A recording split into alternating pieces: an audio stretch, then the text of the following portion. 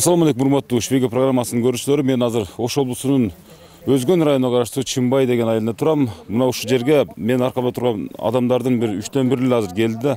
Негизи абдан көп адамдар арыз менен кайрылышып, биздин Швейга программасынын босогосун аттап барышкан.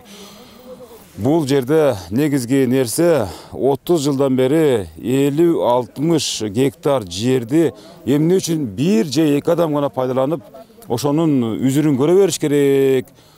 Жери жок, 1 сантиметр жерге зар болгон элдин үнүн неге үчүн эч ким укпайт? Биз мына ушул акыркы 3-4 жылдын ичинде үмүтүбүз жанып, азыр мамлекет башчыларга да ишенип, мамлекеттин эсебине элдин ырыскысы кайтып аткандан кийин, ошол көрүнүштөрдү көрүп аткандан кийин үмүтүбүз артып дейт.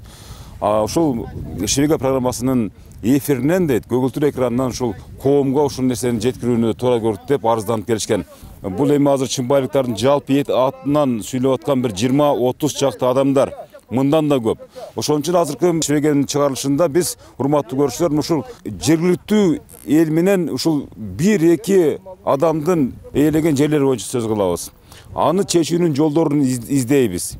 Албетте эки тараптуу, алардын ойлорун кошобуз ортого. Маселени чечүү жолун иликтеп, анан элдики турабы же эл мындай зеркинден чыгып атабы? Айтор алдыдагы мүнөттөрдө жакшылап кулак сап баамдап туруңуздар.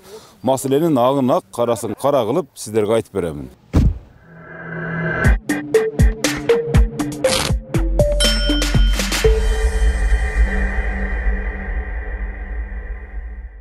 Адамдарга 1 сантиметр жер жок, айыл болсо дагы, мал ат аркандай турган жер жок деп атасыздар, мисалы турабы?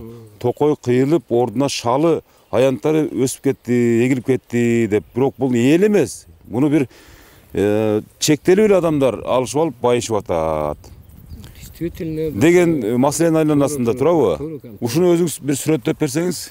Эми мынандай деп экен, мыналдан эми силерге түшүнүктүү болуш үчүн баштайын экен. Мынадан бул жагы полный шалы болгон. Биз кичинебизден эле мына жерлерге шалы отогон түшөт элек экен. Мынадан бул жагы полный токой болгон. Кийин эле анан кийин жаңкы Рустамбеков губернатор болуп келгенде эле. Жаныш Рустамбеков. Мына жерде Исмадияров, Арстамбек деген киши алган, эми алардын көзү өтүп кетти го.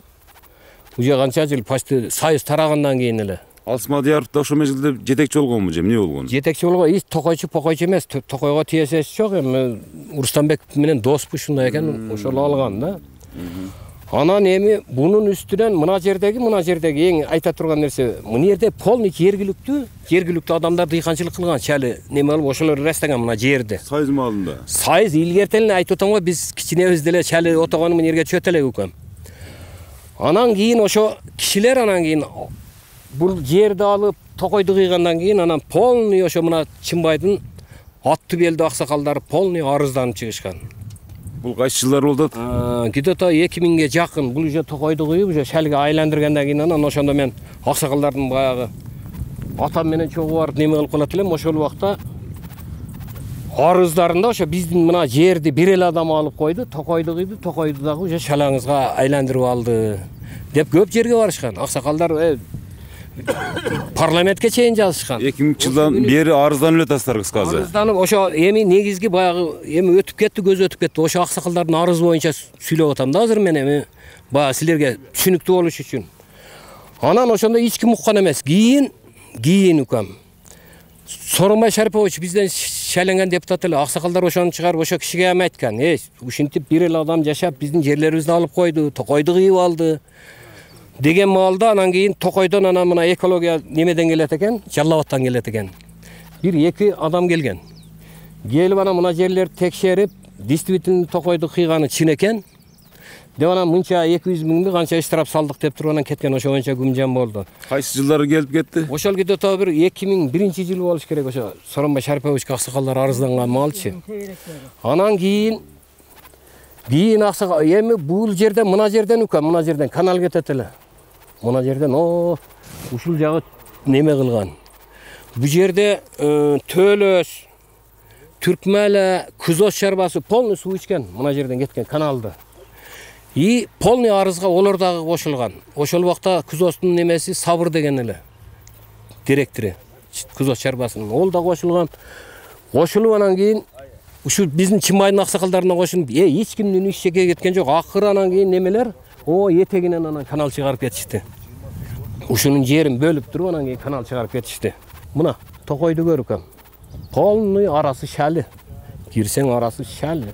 Ну кыйды токойду. Кайра бул биздин токойго биз күйбөсөк бизден бөлөк күйө турган эч ким жок. Бир айылдын өтө бир сонун бир керемет нерсеси да. Азыр эми мына 18-жылы анал Исмадияровдуку бүттү деди укам. Мына жерден бүттү деди. Арыздарды уже биздики кабыл ала баштады. Биз арыз жаза баштадык. Анан ошол 18-жылы мен арызды жазып барып таштаганмын. 1 гектар жерге деп. Кийин бара бердик. Эч результат жок. Анан кийин мен былтыр бардым укам. Расыл айтып коем, былтыр күздө ушундай малда бардым. Ушундай дебедиңер беле, бүтөт дебедиңер беле десем, билбейм дейт, ал бизди сотко берип койду дейт, Исмадияров. Ушул немени пышыккарма укам. Сотко берип койду дейт. Мен айттым, ол токойду кыйса, ушулга чейин өзүнүн кызыкчылыгына пайдаланса, эмне себептен токойду сотко берет десем, билбейм. Урустамбек ушундай документ кылып берип койгон экен, биз да азыр соттошуп атабыз, ишибиз сотто. Сенин коңшуң менен соттошуп атабыз деди. Болуптур, сот качан бүтөт десе, мына жаңы жылга чейин соту бүтүрөбүз деди. Анан жаңы жылдан кече мартта бардым. Дагы мына арызды бер дедиңер, бердик. Не болду жер? Десем, эми дейт Исмадияров дейт, 13 гектар жер биз 13 гектар жер предлагать эттик, элге бөлүп берели деп дейт. Ошо директор Токойдун директорунун сүйлөгөн сөз. 13 гектар жерди дейт биз предлагать эттик дейт. Мына 13 гектарды алда калган элге бөлүп берели десек, ушуга да согласен болбой атат деп айтты укам. Эми ону эмне чикбай эми ону нарагын териштире турган өзүң укам. Бизде ушундай немелер. Эми өзү негизи мына ушу жер канча жылдан бери неме кылса, ошо Исмадияров 18-жылга чейин караган болсо, 18-жылдан баштап көкөкө бир жергиликтүү турган 1 гектар жер эге болуп 1 гектар жер чалекпеди укам. Бардыгы өздөрүнүн мындай үлүстөрү мына кара. Ушулар жалаң мына үлүстөрүнө мына чалегип отурат. Буну менен дасторконубуз бир, өлө турган өлсөк төрүбүз бир, отурсак дасторконубуз бир. Ушу элге деле 4-5 адамга бир ушу жергиликтүү тургундарга эле 4-5 адамга 1 гектардан жер берип койсо биз үндөй эле отурат элеге, ана курган эгип атат, ана курган эгип атат. 30 жылдан бери бир ушу жергиликтүү адам бастырган жок да, ушуну сурап коем, эл эмне ончолук эл каршылык кылды экен? Жергиликтүү адамдардын алами эмне? Мына тургандардын алами ушул эле. Эмне себептен биз ушул жерге баса албайбыз? Эмне себептен жалгыз адам Токойду кыйды жок кылды? Дагы эле шалаңыз кылып туруп өзүнүн кызына пайдаланып атат экен. Бизде азыр эң главный нерсе ушул.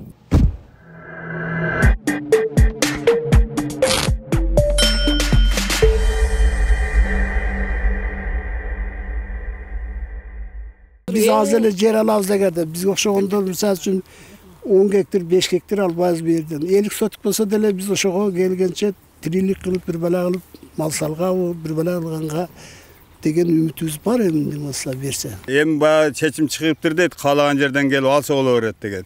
Hem ayrıca bizge şu çarva, bizde misal çoğurma degen yok. Çoğurmamız bir sotuktan o iyirsu de oyalça degen yerde. Mal jayıtыбыз yok. Mınaki eldi malın bağım da otam 35 yıldan beri. Erte жазда el ap gelip beret. Mına öz götköreyim desen alacak Karaoğlaylı hükümetinin yeri. Adırgap çıkan sen alakanda, torparkandağına yer yok. Anan hem muhurap büttük. Anan hem mulcakta böl berip koydu, astı kaşalap koydu. Destütini gir albaydı kensin. Yoldun sırtında, даже ağıp ketip atkan arıktın tozup durup bulcağına ötküp koygan yerleri var. Anımda qarap men neme kılıp berem. Bizdin illa oyubuz şu ayıl turgandarına da birtkeden yer berse, yok degende elik sotikten alsak, birtkeden iştetsek, mal salыбыз duşakta karayt elek. Tokoy çarvanın yerle. Tokoy çarva olup, tokoy jok boldu. Jalan şalı olup ketdi bu yerler bizge. Dele ошондой эле менин оюм ошол. Эме, укам, Өмүрзак, болгон эле ушу чындыкты айтып атабыз эл. Болгон эле мына жерлерди укам. Бул ыңгайсыз деп документ кылса керек. Эч кандай мындай таяр эле чал болгон илгертен элечи. Мен бай аксакалдардын арызында айтып кеттим. Ооба, ошо бизге ошо алып берсе, элге бөлүп берсе, 20 сотук боло, 10 сотуктан болсо элге бөлүп берсе жакшы болмок. жайытыбыз жок, атаркандай турган жерибиз жок. Şu bizge bölüp bersin elge. Ошол да калай. Биз ушу жерде шалегип жүргөнбүз мурундагы союз малынан бери эле. Андан кийин бир адамдын колуна өтүп арендатор болуп, ол өзүн алдырган. Сиз да билесиз. Я, Ким деген адам? мынау Арыстанбек деген ким фамилиясы? Исмадияров. Ошо Арыстанбектин колуна өткөндөн кийин биз жерибизди тапшырып чыкканбыз. Анан буну ошо сырттан бирөөлөргө арендага берип иштетип жүрүштү. Ошо жерлерди ошо кайра кайтарып берсе, токой чарбашчылыгына өттү деп атат. Токой чарбашчылыгынан өтсө, ошо мынау элдерге дагы ошо үлүш катарындай кылып эле бир 15 сотиктен теби, 20 сотиктен теби, ошого бөлүп берсе, бир 10 жан калган болсо, ошо 1 гектар, 55 жан болсо 50 сотиктен бөлүп берсе, ошо токой чарбашчылыгына да ошо кайрылып кетет элек да, ошо ар бир арыздыбызды кабыл алса деп. Маселенин чечүүнүн жолдорун Маселе айтсаңыз. тууралуу биз мына айыл өкмөттөргө бардык. Айыл өкмөттөргө барсак, биз о токой чарбага тишибиз өтпөйт. Ол нерсени биз чече албайбыз деди. Мына Кудайга шүгүр сиздер келип калган экенсиздер. Ушул Чымбай элине 20 сотиктен теби, 30 сотиктен теби ушу биздин элге бөлүп берсе, ушул жерге кичине мал салын карап, ушу эл үчүн эле ушунча. 30 жылдан бери бир адамды бастырбайт. 35 жылдан бери ушу бир адам эле пайдаланып келатат. Мыналарга кичинеден алма тиктип, ушулар деле жайыт. Тура Абдырашевка. Мына жерде ушу эменин жерлери бар. Фондунун жерлери бар. О жерде кашалап туруп алма бак кылып алды. Эми бир эле адам жашабасын туугандар. Шуну элге тегиз карап бөлүп берсеңер. Ушу биздин көй. Туура айтып. Азыр эми бизге жеткен маалыматтарга караганда кайра ушул токой чарбасынан жерлерди өткөрүү боюнча аракеттер жүрүп атыптыр дейт. Эл азыр үмүттөнүп атат, ушул 15 сотук болсо дагы жер бизге тийип калса дейт. Ушул мүдөөбүз аткарылган болот эле деп өздөрүнүн ойлорун ортого салып атат. Боюнча биз токой чарбага да бардык да. Барсак 13 гектар жер Исмадияровго калат дейт, ошо турат текеге. Анын калганын бөлүп беребиз деген дарыз таштабаганбыз, вообще неме жок да. 13 эмес, элге тегиз бөлүнүш керек да эми. 30 жылдан бери бир адам иштетип келди. Бөлүнүп бериш керек да. Буякка дагы 13 гектар калып калса, онда эч немеси жок да. Бул азыр уңгайлуу жерлерди алып калып атат.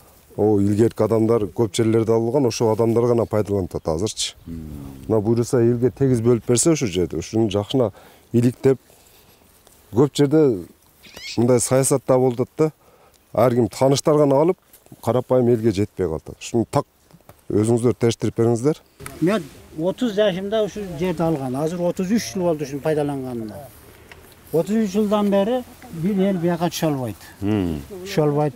Мына каалаганча пайдаланып, каалаганча 30 жылдан пайдаланып, мына карапайым адамдар эми баары ойгонуп атат да. Жер керек болуп атат, тирилик керек болуп атат. Ошон үчүн мына Чымбай Көчкантирдин 3 алыштын тургундары көтөрүлүп чыгып атат. Мына адамдын саны көбөйдү, жер керек экен, баарына тирилик керек экен. Бир адам 33 жыл, мына мен билем, мен 33 жашымда алынган жер ушу. 33 жыл болду. Мына анда 64-кө чыгып атам. Ошо эл пайдалансын, бир эле адам пайдаланбасын. Бир адамга мына 50 гектар деп атабы. Ошондой болсо эми наракта Чымбайдын дагы жери бар. Ал жакта эле 7-8 адамдарга бөлүнүптүр деп уктук. Ошондо эми жалаң эле таанышы барлар алып атат окшойт. Мен деле 1-2 жылдан бери барып атам. Бирок тийген жери жок. Жер сурап барып атасыз. Ооба, мен черезден ошол жердемин. Бирок күттүр деп атышат. Жаңы үй бүлө катары. Ооба. Мына Чымбайдын элинин атынан бул жерде УКМКдан суранабыз биз. Пока райондук УКМКдан, областтык УКМКдан ушу жерлерди катуу иликтеп, биз президентибизге кайрылабыз, Кыдыршаевичке кайрылабыз. Ушу элге калыс эле элге бөлүп берсин. Анан да бир айта турган нерсе, мына эл азыр эмнеден биз эл духубуз көтөрүлүп турат. Мына бизде президентибиз таза иштеп атат, Кыдыршаевич таза иштеп атат. Мына эл Алла таалам кыргызга өтө сонун шанс берип атат азыр. Ушулар кандай сонун иштеп атат. Ушуларга биздин үнүбүз жетсин. Мындай жөнөкөй эл да кичине жашасын да, олар жөнөкөй эл жашасын деп кургандар. Ушу элдин проблемасы эгер болбой турган болсо, личный Кыдыршаевичке ушу эл менен текши кайрылганга биз аргасыз болобуз. Ушу жерден кокус тийбей калса, Кыдыршаевичке аргасыз жардам сурап, личный өзүнө кирбесек, уже берде таңай. Элдин көзү маселе чечилчү эмес. Личный Кыдыршаевич өзү чечет. Азыр пока келсин, УКМК текшерсин. Коррупционерлерге каршы канча күрөш жүрүп атат. Gelsin, bilsin. Anal жерден үкем давыр айтып кете турган нерсе барып туруп силер иликтегиле бизге айтпайт экен. Ким алды, ким койду жерди. Эч ким айтып дебейт экен үкем. А силер баргыла ким алды, ким койду, кимдин таанышы, кимдин билиши. Бу жерде коррупция токтобой атат да үкем. Мен мисалы үчүн 8 жыл мурун жазгам нарызды. 18-жылы бүтөт дегенде жазгам. Азыр бир бастырып, бир соту мына отурган азыр ам келебиз дегендер аябай эле азыр кечик көп келет.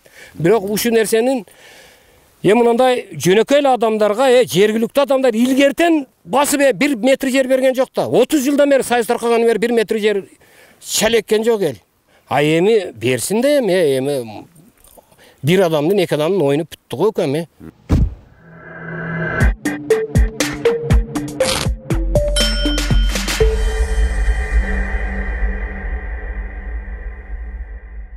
Урматтуу көрүүчүлөр, биз азыр ушул Турат Исмадияров агай менен жолуктук. Мынакей азыр мен дагы ушул арай көз чарай өзүмдүн дагы ушул элдин берген суроолоруна ачык айкын жооп берейин деп биз менен жолугуп отурат.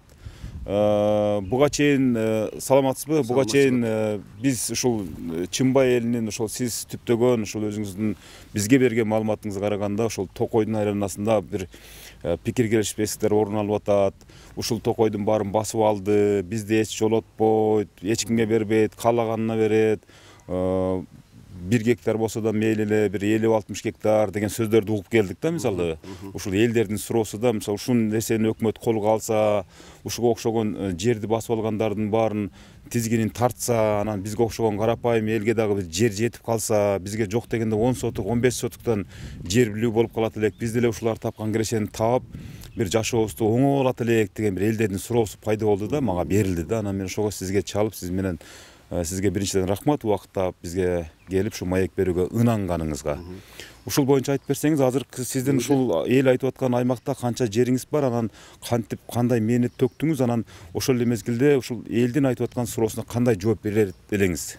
Мейли Өмүрзак энем, мен деле ушул нерсени көптөн бери каалап турчу элем. Эми бул нерсени эл ачыгын билип койгон жакшы да. 98-жылы Токой чарбасынан 20 жылдык мөөнөт менен арендага алганыбыз чын. 50 гектар жерди. Анан эми ошончо 50 гектар жерди Токой чарба жөндөп эле бере койбойт да. Ошол мезгилдерде кырдаал өтө элди акыбал деле ушундай заман оор болчу. Ушу оор болуп турган мезгилде учурда биз алганбыз да. Анан ал жерде биз аябай чоң мээнеттерди кылдык. Суу чыкпайт эле, таштуу жер болчу. Анан кийин ошо 20 жылдын ичинде биз көптөгөн мээнеттерди кылдык. Банктардан кредит алдык, алып ошо кредиттин акчасын ушу жерге жумшаганбыз. Анан ушу 20 жылдык мөөнөт бүтүп калганына байланыштуу кийин анан Токой чарба кайра өзүнүн көзөмөлүнө алган. Ал анан Токой чарба менен бул Токой чарба баягы азыркы мыйзамдын негизинде кимге берип кимге койду, анысы мага караган экен, ал Токой чарба өзү билет да. Анан мен Токой чарбадан анан булардан суранып, анан мен өзүмө жараштуу бир 6 гектар жер Токой менен 10 гектар болуш керек. Ошо жерде Токой чарба мага азыр ушул күндө экөө Токой чарба менен келишип биз иш кылып келип атабыз. Налогун төлөп келип атабыз. Азыр ушул учурда деле акыбал оор. Бизге мамлекеттен жардам жок. Сууну өзү буруп келебиз. Ар буруп келген суубузду 15 миң 20 миңге түшүп турат. Бул бир эле буруп келген менен бүтүп калбайт экен. Бул ушу суу өзүнүн нугуна келгиче бир 10 жолу болобу 15 жолу ушундай бурулуп келет экен. Анан суммасын айтып келсе бул өтө эле чоң сумма. Мен ого айтпай эле коеюн, негизинен бул өзүгө эле тиешелүү нерсе да. Ушул эле Өмүрзак акам. Турат агай, мындай да. Ошол элдин бир суроосу бар да. Ошол сиз алгандагы Токой менен азыркы Токойдун абалын сүрөттөп бериңичи. Азыркы менен мурункунун акыбал эмеси эме кылганда эл деле карап турсак биз аябай өздөштүрүп койгонбуз. Жеткирип ушул күнгө чейин кыскасы элге көрүнө турган кылып койгонбуз да. Ал мезгилде башка болчу. Токой ол мезгилде Токой аттуу эле бар эле, бирок Токой негизинен жок болчу. Убагында кыркылып, таштуу жерлер болуп, азыр таштуу жерлер дың жерге айланып биз жер кылып койгонбуз. Айыл чарба багытындагы жерлерге айланган. Айыл чарба багытта жерге айландырып койгонбуз да. Ошол жанагы чычкан арылап өтө албачу эле, анан биз тиги Токойдун сүрүдө бар эле деген нерсе сиз алган мезгилде жок эле. Ал мезгилде азыр ошондой деп айта аласыз.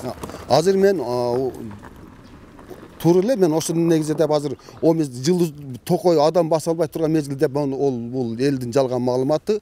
Аны токой чарба деле өзү жакшы билсе керек. Бизге ушу токойду өткөрүп атканда, ошо 50 гектар жер өткөрүп атканда, ошо комиссия негизинде ошо акты менен өткөрүп беришкен бизге. Ондо токой деген жок эле. Эгерде ошо ачыгын маалымат керек боло турган болсо, мен азыр ошо документтер деле бар. Азыр эми урматтуу көрүүчүлөр, мынакей азыр Туратбек Исмадияров өзү келип ушул биздин ШБГ программасына элдин суроолоруна жооп берип аткан чагы.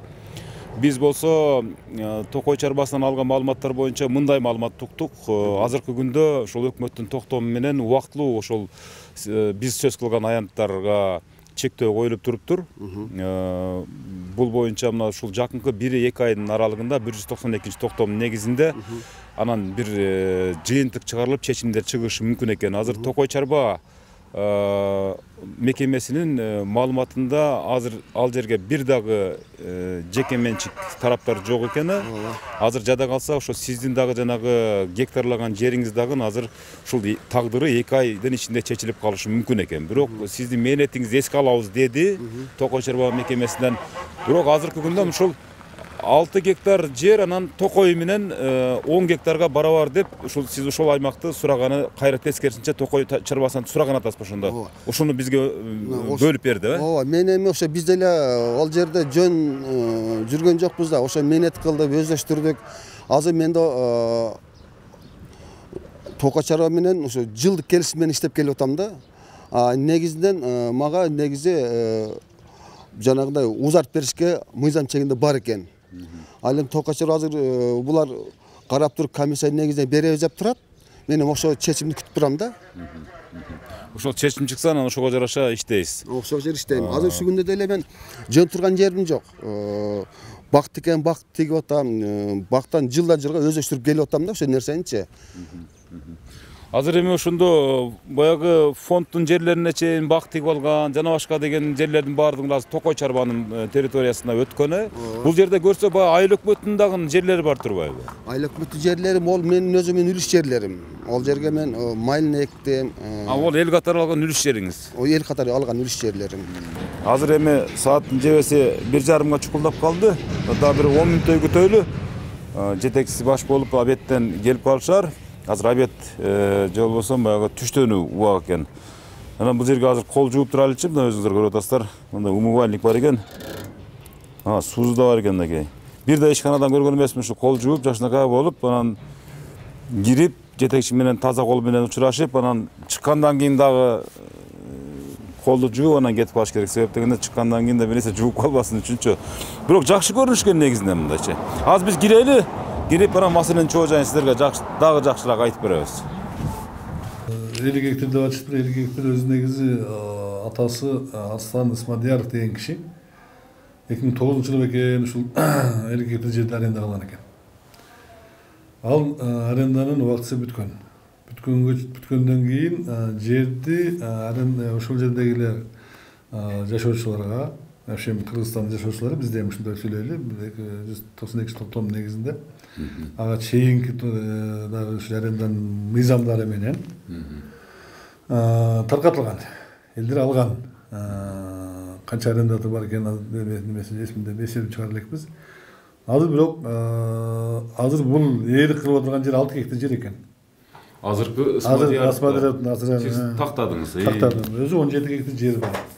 Бизде Өзгөн токой чарбасынын суат жерлеринде, суат жерибиз 86 гектар. 86 гектардан ошол былтыр 17 гектарына ээ болуп турса, быйыл 6 гектарына ээ болуп калды. Калган жерлерин биз сезон арендага бердик. Себеби азыр талап ушундай. Бизде жылдан жылга токой чарбанын бюджетин көтөрүү боюнча талаптар күчтүү болуп атат. Мисалы үчүн былтыркы жылы 7 миллион 800 миң сом акча планыбыз болсо, быйыл 8 миллион 200 миң, 10% кошулуп атат. Анан эми бардык арендалар боюнча инвентаризация жүрсүн деп туруп, ушул баягы былтыркы жылдын 22-жылдын апрель айында токтотулуп арендага берүү боюнча. Анан ноябрь айында уруксат келгенде азыр убакыттын ичинде болуп калды. Эми арендада өзүнүн ушундай жол жобосу ушундай, биринчи газетага беришибиз керек шығар. Андан кийин 1 айдан кийин конкурс жүрөт. Конкурстун ичинде 5 комиссиябыз бар. Анан ошол комиссия карап туруп жеңүүчүнү тандап алышат. Ага чейин заявка беришет баа жарыя болгондон кийин. Ал жерде мен комиссиянын члени эмесмин. Ал жерде 3 токой чарбанын кызматкери, калгандарынын баардыгы ошо айыл өкмөттөн жана коомдук немелерден. Ана ошолор определение этет. Аны багыда түшүнбөгөндөр токой чарбанын директиви бербей деп эле келип эле көргөн жер арзан атышат. Анын мыйзамдары ушундай. Анан ошол 17 гектар жердин өзүн токой чарбанын ушул келечегиндеги бюджеттин көтөрүү боюнча кармап калалы деп атабыз. Себеби ал жерди иштетип азыр быйыл ушуга киргиздик. Биз сотигини 4 килограммын күрүшкө бердик сезондарга. Ижарачыларга. Ал ошол баягы балким мына азыр эми ору жыйуу немеси бүтүп атат. Азыр акчасын төгөлек. Күрүштү ошол акчага айландырып туруп, кадеме төктүрөт, бюджетке түшүрөбүз балким. Андан башка ошол жердеги элдердин түшүндүрүп кое турган иш. Ал жерде эми не только токой чарбанын жери эмес. Ал айыл өкмөтү жашаган жерде айыл өкмөттүн өзүнүн фондунун жери бар. Булар азыр кайра аукционго коюп атышат. Ошол жерден алса болот. Элдердин өздөрүнүн үлүшкө алган жерлери бар. Анан не только эле бизди багы токой чарба бербейт дегени туура эмес. Биз токой чарбанын кызыкчылыгын биринчи орунга койчубуз керек. Андан кийин анан калган маселелер да. Азыр муну ушул Ысмадияровтар боюнча сөз болуп атканда эл буга чейин азыр демек сиздин берген маалыматыңызга караганда ээлик кылган жерлери кайра мамлекетке алынып, ижара мөөнөтү аяктагандыгына байланыштуу. Азыркы күндө Ысмадияровтар 6 гектар жерди ээлейт. Фонддун жерлерине да булардын тиешеси жок эч кандай. Ошондо азыр документалдуу 6 гектар жери калган, э? Былтыр неден документалдуу эмес, ошол жерге 6 гектар жерге сезонный гана бергенбиз. Себеби азыр неме бар да, приказ бар. Август айында келген убактылуу токтотулуп турсун аренда берүүдө. Ал не только ал жерде эмес, өзгөн токой жер эмес, Кыргызстан боюнча арендаларды инвентаризация жүрүп атат. Инвентаризация бүткөндөн кийин кыска убакытта деп жазып койгон, ошол убакыт бүткөндөн кийин анан кийин ойлонуштурабыз арендага беришти. Анан эми убактысы бүткөндүгүнөн 50 гектардан ошол 17 гектар жер калган экен. Мына 22-жылдын информациясы. Калганынын бардыгын элге арендага берилиптир. Берилиптир 50 гектар жерден. 17 гектар жер калган. 17 гектардан Ысмадияровтар басып алган эмес. Басып алган эмес. Азыр эми ал мамлекет өзгөн токой чарбанын жери. Эч ким мейлик кыла албайт ал токой чарбанын жери. Ал керек болсо ошол Ысмадияровда эмес эрке. Бир сотук жерине да эмес. Бир сотук эмес, токой чарбанын жери. Азыр мындай бир эме болуп атат. Ушу элдин суроолоруна жооп катары да, мисалы үчүн Ысмадияровтар өздөрүнөн маек алганда мынтип атышат да. Биз ошончо жыл ошол жерди көрктөндүрдүк, өстүрдүк дейт. Таш төгүп, ылай төгүп жер кылдык дейт да, кыскасыча. Анан биз ошол токой чарбасынан эми өкмөттөн деп коелу. Мисалы өкмөттөн ошол эмне үчүн биз 10 гектарга жакын жер алсак болбойт, үй бүлө мүчөлөрүм бар, башкам бар деп ошонун негизинде былтыр бир сот иштери жүргөнбү, кыскасы мына сунуш каттар. Ушуга кандай дейсиз? Мисалы алардын ошончолук кылган мээнетин актап, ошол жерден балким дагы кошумча жер беришиңиздер мүмкүнбү же мүмкүн эмеспи? Ал ушул 6 гектар жер эгерде мисалы азыр убактылуу токтотулуп турат деп атпайсызбы? Ысмадияровтар азыр 1 сотук жерге ээ эмес депчи. Өкмөттөн ушуну чечим келип калса, кайра ушу берүү боюнчачы, таратуу боюнча, анда сиздер Ысмадияровтарга канча бере аласыздар мисалы үчүн? Кошумча сураса бере аласыздарбы? Эми бул багы мыйзам чегинде гана берилет да. Бул эми ал багы мурун калып жүргөн адамдар боло турган болсо, мурун багы убактысы бүткөндөн кийин узартуу үчүн арын менен кайрылат. Ошол жерлерди аренда коюлганда. Анан комиссия карап чыгат мына. Комиссияда бирок буларга бал берилет. Себеби комиссия ар бирisi бал коет. Бал койгондо бир бал берилет. Себеби булар эми артыкчылыкка ээ болот.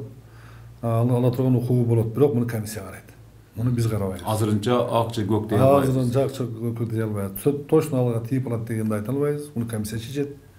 Эгерде берилип калса, берилип койсок, анан токой чарба сөзсүз берет дегенден алыспыз.